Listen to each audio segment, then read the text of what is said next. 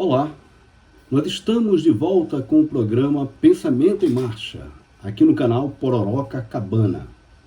Durante os anos de 2021 e 2022, vocês acompanharam o programa Pensamento em Marcha, sempre trazendo, a partir de vídeos curtos, vídeos de 20 minutos, 30 minutos, um debate sobre um tema importante da história, dos aspectos sociológicos, econômicos, políticos e filosóficos.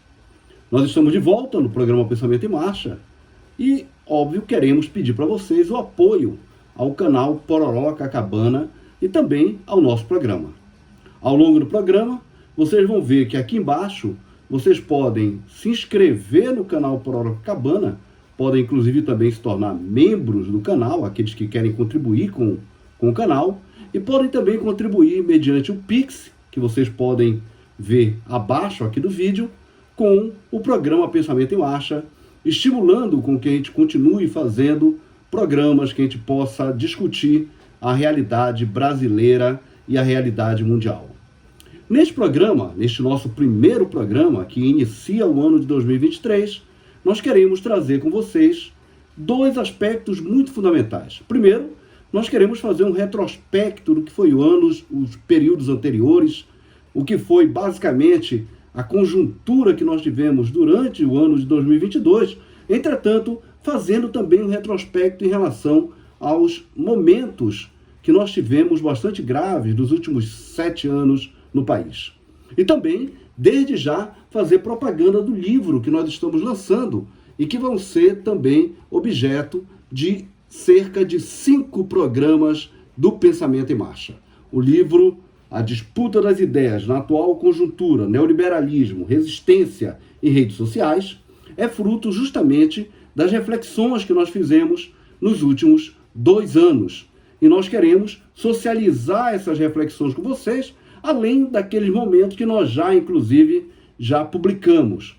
Este livro, em particular, como nós vamos ver ao final aqui do nosso programa, ele resulta de uma série de reflexões que foram feitas sobre a conjuntura que nós passamos nos últimos 7 anos e que tem, nesse momento agora, um momento de culminância com a eleição do presidente Luiz Inácio Lula da Silva e os atuais momentos em que nós estamos.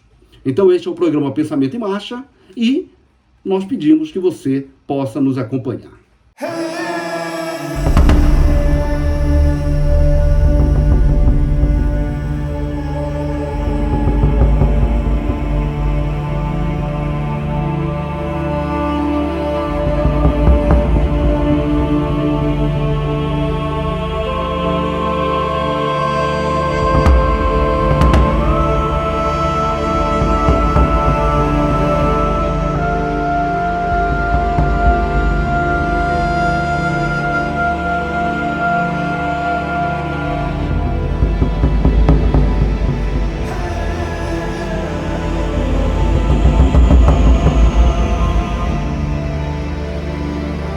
E nós chegamos neste carnaval de 2023 em um novo quadro da disputa social brasileira. O enredo dos últimos 7 anos devem ser parte da nossa memória histórica. E é fundamental que a gente possa entender que essa memória histórica ela não pode ser perdida. A exemplo do que foi o golpe militar empresarial de 1964, o golpe de Estado que nós tivemos em 2016 e que afastou de forma ilegítima a presidente Dilma Rousseff e que acabou estabelecendo uma série de momentos muito graves da conjuntura brasileira, este golpe, ele novamente, a exemplo do golpe de 64, volta a ser visto principalmente pela mídia corporativa, pela mídia liberal burguesa brasileira, como alguma coisa a ser revista. Então nós vemos nos jornais como Liberal, como Diário, como Globo, como a Folha de São Paulo, novamente colocada a ideia de que não houve golpe, houve somente uma transição determinada no ano de 2016. Neste programa de hoje, nós queremos justamente desmistificar isso e deixar bem claro que o que nós tivemos em 2016 foi um golpe de Estado e que levou a uma série de pontos que devem ser rememorados. Vai lembrar que essa revisão acelerada desse evento histórico de 2016, ele em parte explicado também pela aceleração da circulação de ideias que nós temos a partir das chamadas redes sociais e, em particular, por um problema muito sério e que se agravou nos últimos anos, que é o problema das chamadas fake news.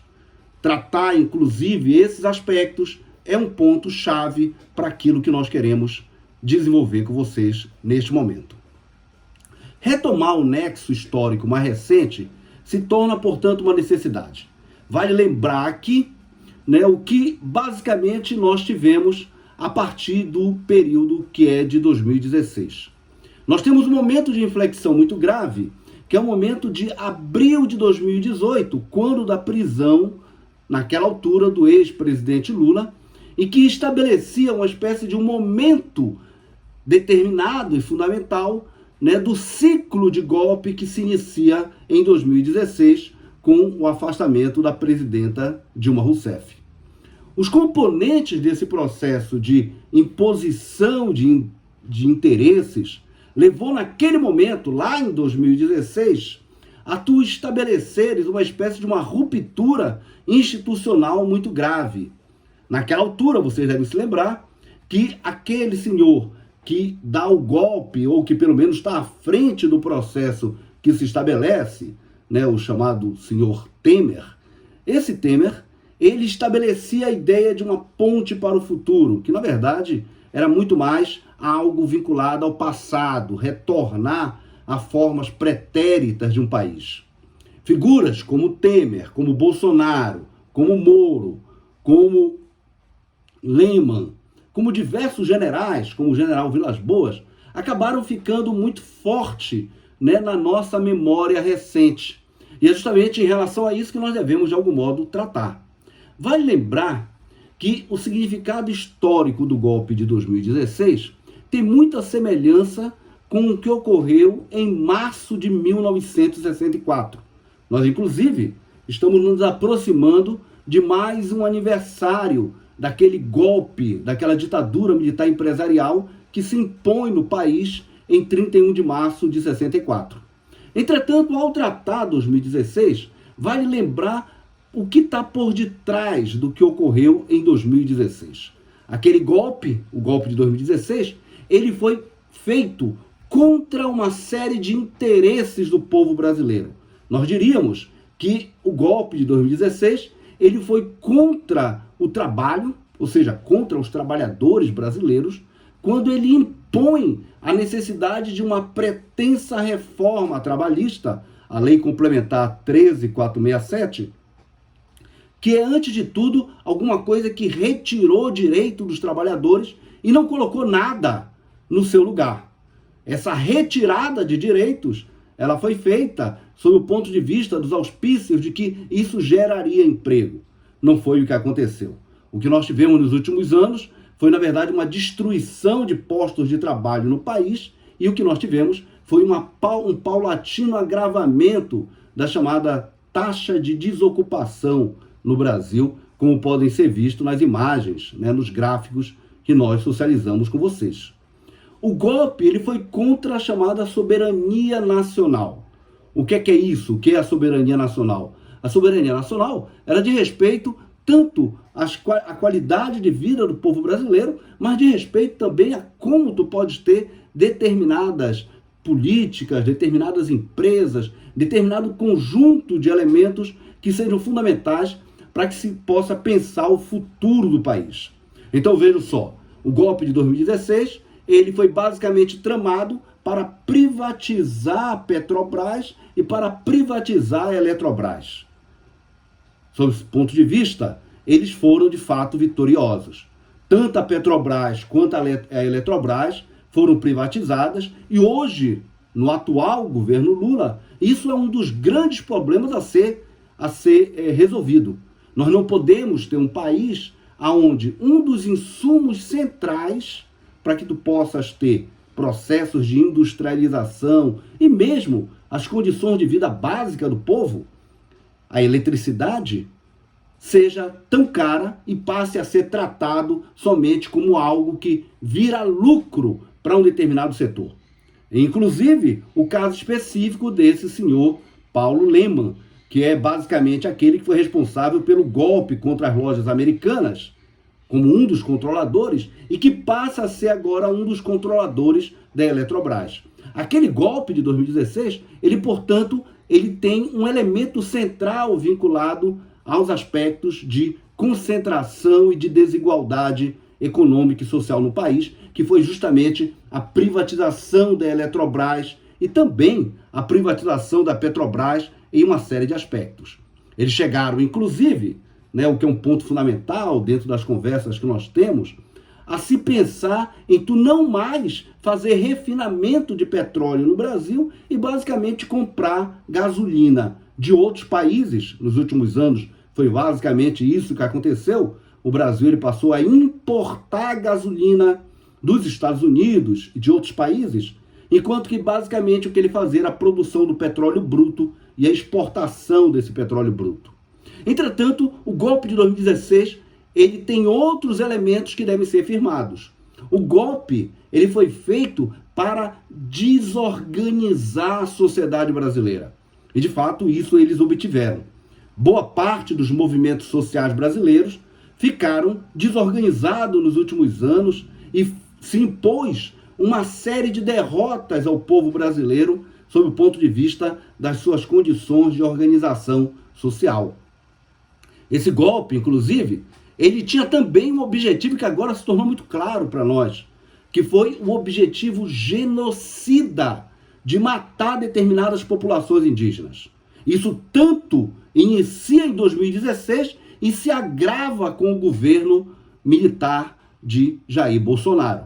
Esse governo, o governo militar de Jair Bolsonaro, tinha basicamente um aspecto fundamental, que era o aspecto de buscar, de algum modo, eliminar daquelas terras que eles habitam há centenas de anos, o caso do povo Yanomami em particular, é o exemplo mais concreto, buscar eliminar essa população. Então, durante todo o período que nós tivemos da chamada pandemia da Covid-19, boa parte daquilo que poderia ser atendimento ao povo Yanomami foi negado pelo senhor Jair Bolsonaro e pelos seus ascetas. Portanto, esse aspecto, o aspecto de buscar o genocídio de uma determinada população, de um determinado povo originário do país, foi também um dos elementos que estão vinculados ao golpe de 2016 e suas consequências. Uma dessas consequências, a eleição, infelizmente, daquele senhor, que é um inominável. Por fim, esse golpe de 2016, ele tinha como um dos objetivos basicamente fazer com que o país entrasse em um processo onde todo o orçamento do Estado ficasse somente vinculado ao pagamento de juros da dívida pública. Então eles impuseram duas medidas muito graves. Eles impuseram uma emenda constitucional, a emenda constitucional 95, no sentido de fazer com que os gastos públicos ficassem somente submetidos ao processo da chamada dívida do Estado, aonde os gastos com saúde, educação, os gastos com previdência fossem submetidos a uma regra basicamente pouco inteligente, uma regra draconiana, que é uma regra de que não haveria nenhuma forma de reajustar os recursos desses gastos, os chamados gastos primários, até o ano de 2036. Então vejam vocês, esse tipo de medida, a emenda do teto dos gastos, ela era uma medida que não levava em conta nenhum tipo de processo de alteração. Logo de cara se pegou pela frente justamente a pandemia do Covid-19, o que acabou justamente colocando em questão, dizendo é impossível que tu tenhas uma medida como essa. Entretanto, eles impuseram isso, e impuseram no sentido de fazer com que os governos municipais, estaduais e o governo federal, caso de algum modo a esquerda chegasse novamente ao governo, ficasse totalmente manietada, ou seja, ficasse totalmente amarrada, sem a capacidade de fazer políticas públicas. Além disso, eles aprovaram uma outra medida totalmente insana, que foi a independência do Banco Central. Essa medida, a independência do Banco Central, que no primeiro momento, para a maior parte da população, parece alguma coisa muito distante, entretanto é algo muito forte, algo que tem muito a ver com o seu dia a dia. Vejam só, o Estado ele é composto de 3 núcleos centrais. Um primeiro núcleo central do Estado é justamente aquele que faz a gestão do orçamento público e que nós chamamos de Secretaria do Tesouro Nacional. Um segundo núcleo do Estado é aquele que é responsável por fazer a arrecadação tributária que possibilita recursos para poder financiar justamente o Estado, financiar políticas públicas, financiar os gastos diversos, inclusive pagamento de pessoal e assim por diante. Isso nós chamamos de Receita Federal e receitas estaduais, considerando os governos estaduais. E por fim, nós temos um terceiro núcleo, que é o Banco Central. Esses 3 núcleos, eles não podem agir de forma quebrada. Eles não podem agir como se fossem compartimentos de casas diferentes. Eles são compartimentos de uma única casa, que é o Estado brasileiro. Se tu quebras isso, ou seja, se uma parte disso se torna pretensamente independente, é como se tu tivesse a partir daqui não mais uma única casa, mas sim 2 autônomas.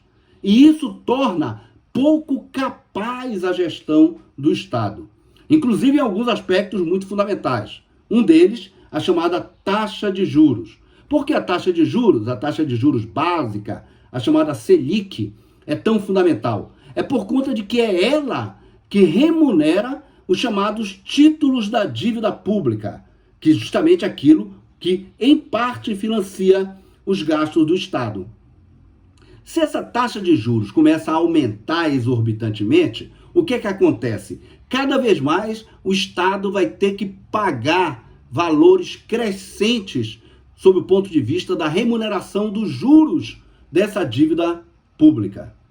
E isso vai fazer com que os recursos do orçamento para outros elementos tão fundamentais como a saúde, a educação, os gastos com as crianças, os gastos previdenciários e assim por diante, tenham que diminuir. Inclusive por conta do aspecto que nós já falamos, que eles tinham aprovado a medida, a Emenda Constitucional 95, que basicamente elimina a possibilidade de correção e de reajuste dos gastos com saúde e educação e deixa tudo para pagamento de juros da dívida.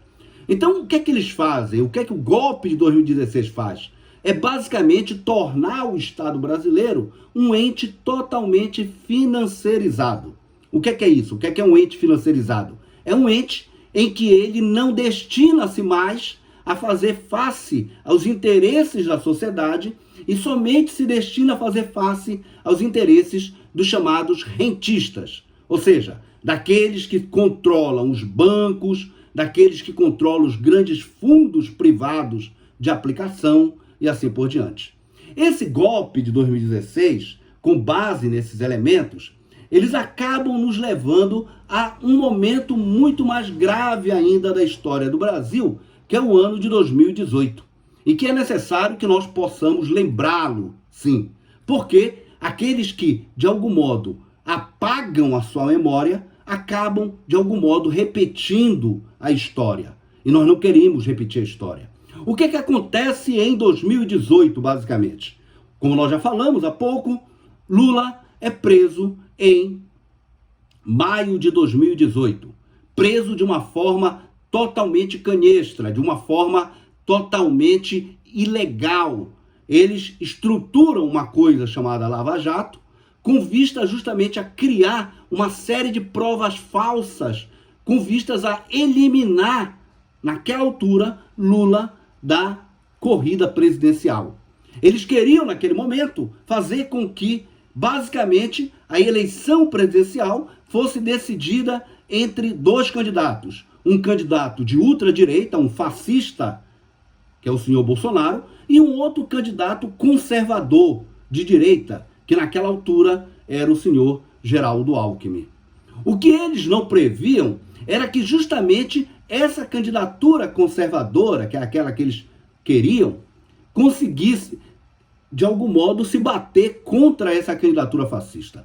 O que acontece em 2018? Em 2018, essa candidatura fascista, a partir do discurso que principalmente a mídia, a Rede Globo e outras mídias propugnaram durante tanto período, né, o discurso de criminalização da política e assim por diante, acabou levando com que uma quadrilha, e que basicamente esse termo quadrilha é muito aplicável a esse momento, como nós vimos com o que ocorreu há 30 dias, no dia 8 de janeiro, essa quadrilha, ela tinha como objetivo, basicamente, fazer uma espécie de expoliação do país. E foi isso que aconteceu.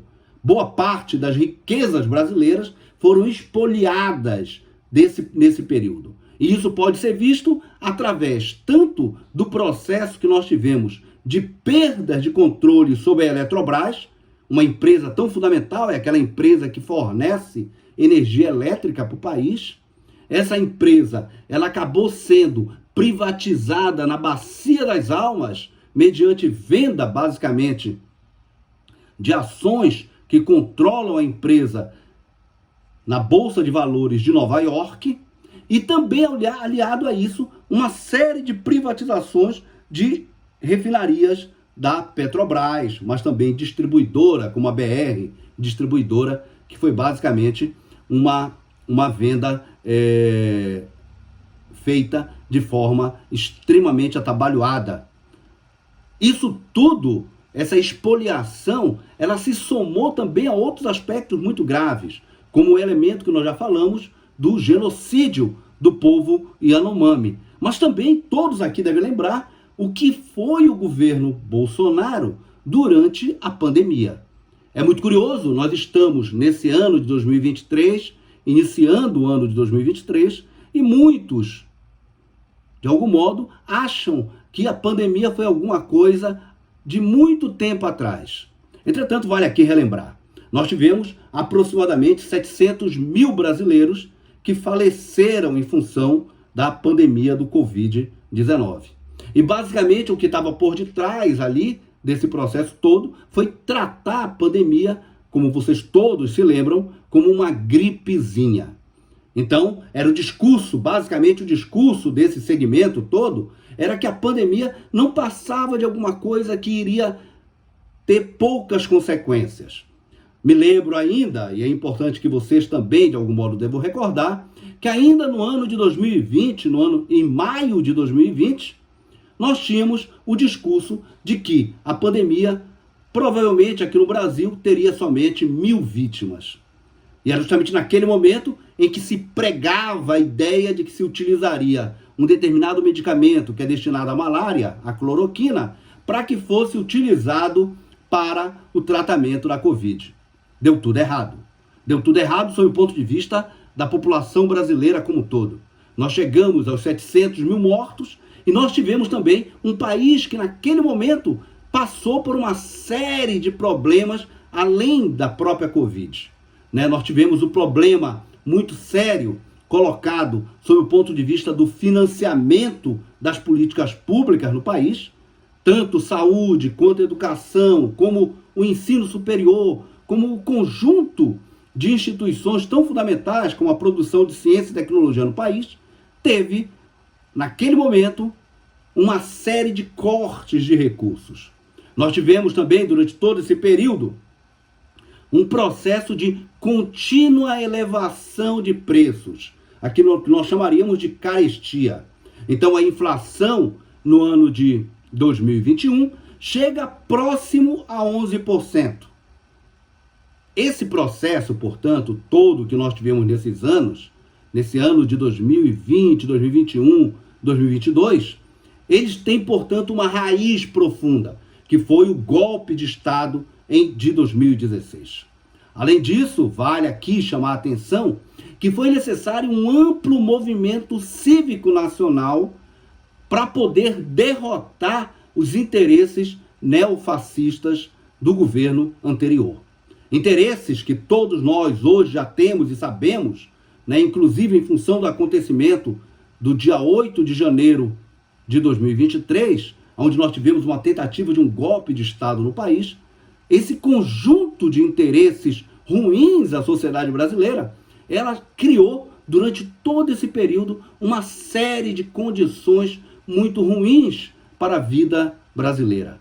Nós tivemos aí todo um período onde, basicamente, a misoginia, basicamente, as formas de pressão sobre os direitos do povo.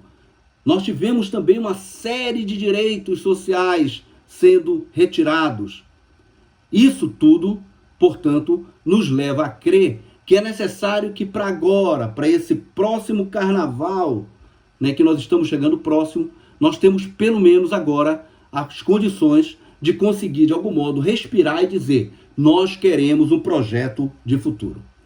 Por isso que nós estamos convidando todos vocês a nos visitarem na obra que nós estamos lançando, A Disputa das Ideias na Atual Conjuntura, Neoliberalismo, Resistência e Redes Sociais, que, sendo justamente um livro de análise de conjuntura, nos possibilita, de algum modo, visitar esse amplo período, um período muito grave da história brasileira, e que é necessário que, de um modo, nós possamos retorná-lo. O livro, ele é dividido em 7 capítulos. Cada capítulo tem como base justamente tratar algum aspecto fundamental da conjuntura desses últimos anos. O primeiro capítulo, chamado Os Limites da Democracia Brasileira, ele é fundamental justamente para poder entender como os aspectos democráticos são tão caros à maior parte da sociedade brasileira e como eles devem ser tão relevantes sob o ponto de vista da defesa. Esses elementos, os elementos dos limites da democracia brasileira, também estão ligados a como a burguesia brasileira, como o empresariado brasileiro vê a democracia como alguma coisa que não é central. A leitura desses elementos serão parte de uma das conversas que nós teremos aqui no Pensamento em Marcha. O segundo capítulo, chamado Imperialismo, Dependência e Luta Anticapitalista, é parte de um debate muito fundamental para toda a esquerda democrática brasileira. A necessidade de encarar que o golpe de 2016 tinha um fundo vinculado aos interesses do imperialismo estadunidense é um ponto central e que nós chamamos vocês à leitura. O terceiro capítulo, chamado Redes Sociais, Tecnologia de Controle e Rebeldia, é um outro elemento muito central. Nós estamos aqui conversando com vocês através de uma rede social, através do canal Pororoca Cabana. E nós estamos também conversando todo dia quase através de uma série de grupos de WhatsApp, através do Instagram, através do Facebook. Afinal de contas, as redes sociais, elas têm um espectro democrático ou elas têm um espectro de controle social? É isso que nós discutimos e que nós chamamos vocês à leitura do capítulo 3 do livro. Um quarto capítulo chama-se Pensando o Brasil. É necessário, obviamente, ao lado dos aspectos, basicamente, de tratamento da conjuntura, que nós possamos também visualizar quais foram os grandes pensadores dessa história recente do Brasil. E nós fazemos a visita, ali naquele capítulo, a 3 pensadores que nós achamos centrais. Nós convidamos vocês a lerem textos nossos sobre Florestan Fernandes, textos nossos sobre Celso Furtado e textos nossos sobre Ottaviani. Nós consideramos que esses 3 pensadores eles têm elementos importantes sob o ponto de vista da sociologia e da economia para falar sobre essa conjuntura que nós estamos neste momento. O quinto capítulo do livro chama-se O Marxismo e a Disputa das Ideias no Campo Cultural e Social. Um dos elementos muito fortes desses últimos anos foi justamente a ideia do chamado marxismo cultural. Nós buscamos rebater isso. E nós buscamos construir a partir das percepções próprias desse autor do século XIX, mas tão contemporâneo, tão necessário para entender a modernidade, que é Marx, justamente como nós devemos entender o marxismo como um campo determinado para que nós possamos educar as novas gerações a partir de uma percepção, que é justamente aquela percepção que Marx tinha como questão central, que é o elemento do capitalismo enquanto uma sociedade de exploração. e que somente a ruptura com o capitalismo e com essa sociedade de exploração é que nos levará à possibilidade do estabelecimento de um novo mundo possível. No 6º capítulo do nosso livro, desse livro que nós estamos lançando, nós temos a discussão do Estado. E aí é fundamental, né? Elementos todos que nós colocamos aqui, vários deles, são justamente elementos centrais desse processo de debate. É necessário entender qual o papel do Estado brasileiro e qual o papel do Estado a nível mundial nesse momento. Como é que isso se relaciona com esse tipo de política que busca, de algum modo, togar a existência de um orçamento público que possa ser utilizado pelo povo brasileiro? Em particular, a Emenda Constitucional 95, mas também essa questão da independência do Banco Central.